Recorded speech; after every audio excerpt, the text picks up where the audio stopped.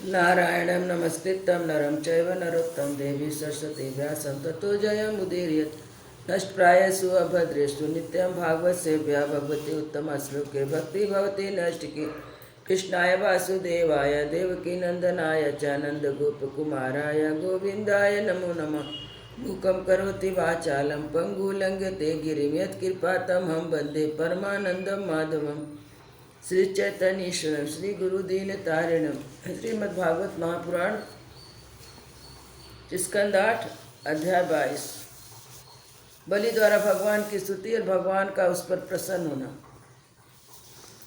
सुखदेव जी कहते हैं, परीक्षित, इस प्रकार भगवान से असुरराज बलि का बड़ा तिरस्कार किया और उन्हें धैर्य से विचलित करना चाहा, परंतु वे तनिक भी विचलित ना हुए, बड़े धैर्य से बोले। दैत्यराज बलि ने कहा, देवताओं के आराध्य देव, आपकी कीर्ति बड़ी पवित्र है। क्या आप मेरी बात को असत्य समझते हैं? ऐसा नहीं है। मैं उस सत्य कर दिखाता हूँ। आप धोखे में नहीं पड़े। आप कृपा करके अपना तीसरा पग मेरे सिर पर रख दीजिए। मुझे नरक में जाने का अथवा राज्य से च्युत होने का कोई भय नहीं है। मैं पास में बंधने अथवा अपार दुख में पड़ने को भी नहीं डरता। मेरे पास फूटी कौड़ी भी ना रहे अथवा मुझे घोर दंड दे, यह भी मेरे भय का कारण नहीं है। मैं डरता हूँ तो केवल अपनी अपकीर्ति से।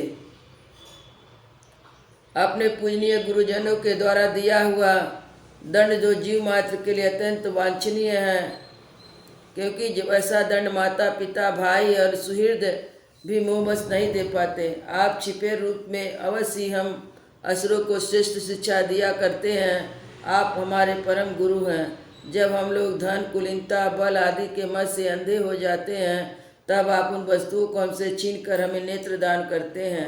आपसे हम लोगों का जो उपकार होता है उसे मैं क्या बताऊं। अन्य भाव से योग करने वाले योगीगण तो सिद्ध प्राप्त करते हैं। वही सिद्धि बहुत से असुरों को उनके साथ हुए दृढ़ बैर भाव करने से प्राप्त हो गई है। जिनकी ऐसी महिमा, ऐसे अनंत लीला है, वही आप मुझे दंड दे रहे हैं और वरुण पास से बांध रहे हैं। इसकी ना तो मुझे कोई लज्जा है, ना किसी प्रकार की व्यवस्था ही। प्रभु, मेरे पितामह प्रहलाद जी की कीर्ति सारे जगत में प्रसिद्ध है। वे आपके भक्तों में श्रेष्ठ माने गए हैं। उनके पिता हिरण्यकश्यप ने आपसे बैर विरोध कर रखने के कारण उन्हें अनेक प्रकार के दुख दिए, परंतु वे आपके ही परायण रहे। उन्होंने अपना जीवन आप पर ही निछावर कर दिया। उन्होंने एक निश्चय कर लिया कि शरीर के लेकर क्या करना। जब यह एक ना एक दिन साथ छोड़ ही देता है, तो धन संपत्ति लेने के लिए स्वजन बने हुए हैं। उन डाकुओं से अपना स्वार्थ ही क्या, पत्नी से भी क्या लाभ, जब वह जन्म मृत्यु का संसार के चक्र में डालने वाली ही है। जब मर ही जाना है, तब घर से मोह करने से क्या स्वार्थ। इन सब वस्तुओं से उलझ जाना तो केवल अपनी वायु को खो देना है। ऐसा निश्चय करके मेरे पितामह प्रहलाद जी ने, यह जानते हुए भी कि आप लौकिक दृष्टि से उनके भाई बंधुओं के नाश करने वाले शत्रु हैं, फिर भी आपके भय रहित और अविनाशी चरण रूपी कमल की शरण ग्रहण की। क्यों ना हो, वे संसार से परम व्यक्त, अगाध बोध संपन्न, उदार हृदय एवं संत शिरोमणि जो हैं। आप उस दृष्टि से मेरे ही शत्रु हो, फिर भी विधाता ने मुझे बलात् ऐश्वर लक्ष्मी से अलग करके आपके पास पहुंचा दिया। अच्छा ही हुआ, क्योंकि ऐश्वर लक्ष्मी के कारण जीव की बुद्धि जड़ हो जाती है। वह यही नहीं समझ पाता कि मेरा यह जीवन मृत्यु के पंजे में पड़ा हुआ अनित्य है। श्री सुखदेव जी कहते हैं, परीक्षित, राजा बलि इस प्रकार कह रहे थे कि उदय होते हुए चंद्रमा के समान भगवान के प्रेम पात्र प्रहलाद जी वहाँ पहुँचे। राजा बलि ने देखा कि मेरे पितामह बड़े श्री संपन्न हैं। कमल के समान कोमल नेत्र हैं, लंबी लंबी भुजाएं हैं, सुंदर ऊंचे और श्यामल शरीर पर पीताम्बर धारण किए हुए हैं। बलि इस समय वरुण पास में बंधे हुए थे, इसलिए प्रहलाद के आने पर जैसे पहले वे उनकी पूजा किया करते थे, उस प्रकार ना कर सके। उनके नेत्र आंसुओं से चंचल हो उठे, लज्जा के मारे मुंह नीचा हो गया। उन्होंने केवल सिर झुकाकर उन्हें नमस्कार किया। प्रहलाद जी ने देखा कि भक्त वत्सल भगवान कहीं विराजमान है और सुनंद और नंद आदि पार्षद उनकी सेवा कर रहे हैं। प्रेम के उद्रेक से प्रहलाद जी का शरीर पुलकित हो गया और उनकी आंखों में आंसू झलक आए। वे आनंदपूर्ण हृदय से सिर झुकाए अपने स्वामी के पास गए और पृथ्वी पर सिर रखकर उन्हें साष्टांग प्रणाम किया। प्रहलाद जी ने कहा, प्रभु आपने ही बलि को ऐश्वर्यपूर्ण इंद्र पद दिया था, अब आज आपने ही उसे छीन लिया। आपका देना जैसा सुंदर वैसा ही सुंदर लेना भी है। मैं समझता हूँ कि आपसे इस पर बड़ी भारी कृपा की है, जो आत्मा को मोहित करने वाले राजलक्ष्मी से अलग कर दिया है। प्रभु, लक्ष्मी के मद तो विद्वान पुरुष को भी मोहित कर हो जाते हैं। इससे रहते भला अपने वास्तविक स्वरूप को ठीक ठीक कौन जान सकता है। अतः उस लक्ष्मी को छीनकर महान उपकार करने वाले समस्त जगत के महान ईश्वर, सबके हृदय में विराजमान और सबके परम साक्षी श्री नारायण देव को मैं नमस्कार करता हूँ। श्री सुखदेव जी कहते हैं, परीक्षित, प्रहलाद जी अंजलि बांध कर खड़े थे। उनके सामने ही भगवान ब्रह्मा जी ने वामन भगवान से कुछ कहना चाहा, परंतु इतने में राजा बलि की परम साध्वी पत्नी विंध्यावली अपने पति को बधा देखकर भयभीत हो भगवान के चरणों में प्रणाम किया और हाथ जोड़े मुंह नीचा करके वह भगवान से बोली। विंध्यावली ने कहा, प्रभु, आपने अपने क्रीड़ा के लिए इस संपूर्ण जगत की रचना की है। जो लोग कुबुद्धि है वे ही अपने को इसका स्वामी मानते हैं। जब आप इसके कर्ता भर्ता और संहर्ता है, तब आपकी माया से मोहित होकर आपको अपने आप को झूठ मूठ करता मानने वाले निर्लज आपको समर्पण क्या करेंगे।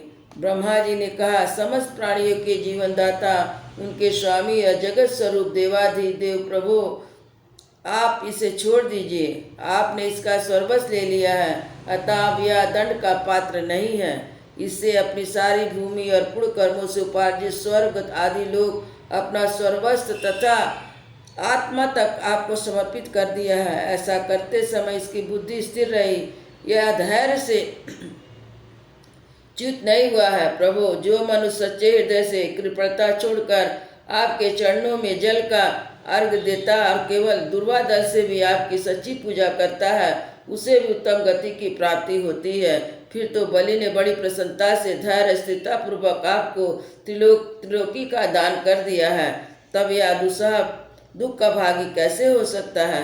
श्री भगवान ने कहा, ब्रह्मा जी, मैं जिस पर कृपा करता हूँ उसका धन छीन लिया करता हूँ, क्योंकि जब मनुष्य धन के मत से मतवाला हो जाता तब वह मेरा और लोगों का तिरस्कार करने लगता है। वह जीव अपने कर्मों के कारण विवश होकर अनेक योनियों में भटकता रहता है। जब कभी मेरी बड़ी कृपा से मनुष्य का शरीर प्राप्त करता है, मनुष्य योनि में जन्म लेकर आदि कुलीनता, कर्म, व्यवस्था, रूप, विद्या, ऐश्वर्य, धन आदि के कारण घमंड न हो जाए तो समझना चाहिए कि मेरी बड़ी कृपा है।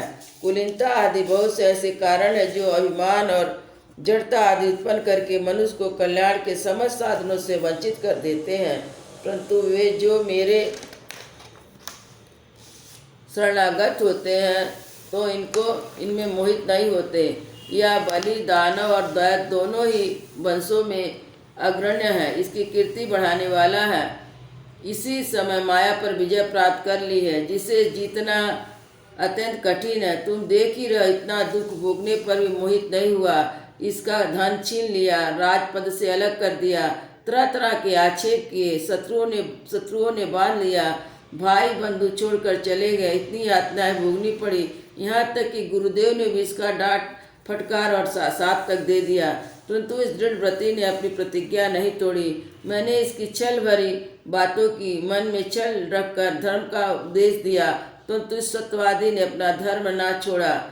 अतः मैं इसे वह स्थान दिया जो बड़े बड़े देवताओं को भी बड़ी कठिनता से प्राप्त होता है। श्रवणी मनमंत्र में मेरा परम भक्त इंद्र होगा। जब यह विश्वकर्मा के बनाए हुए सुतल लोक में रहे, वहाँ रहने वाले लोग मेरी कृपा दृष्टि का अनुभव करते रहेंगे, इसलिए उन्हें शारीरिक अथवा मानसिक रोग, थकावट, तंत्रा, बाहरी भीतरी शत्रुओं से पराजय और किसी प्रकार की विघ्नों का सामना नहीं करना पड़ता।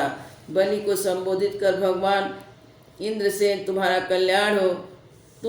तुम अपने भाई बंधुओं के साथ उस सुतल लोक में जाओ जिसे स्वर्ग के देवता भी चाहते हैं। बड़े बड़े लोकपाल भी अब तुम्हें पराजित नहीं कर सकेंगे। दूसरी बात ही क्या, जो दैत्य तुम्हारी आज्ञा का उल्लंघन करेंगे, मेरे चक्र उनके टुकड़े टुकड़े कर देगा। मैं तुम्हारी और तुम्हारे अनुचरों की भोग सामग्री सही प्रकार से विघ्नों से रक्षा करूंगा। वीरबली, तुम मुझे वहाँ सदा सर्वदा अपने पास ही देखोगे।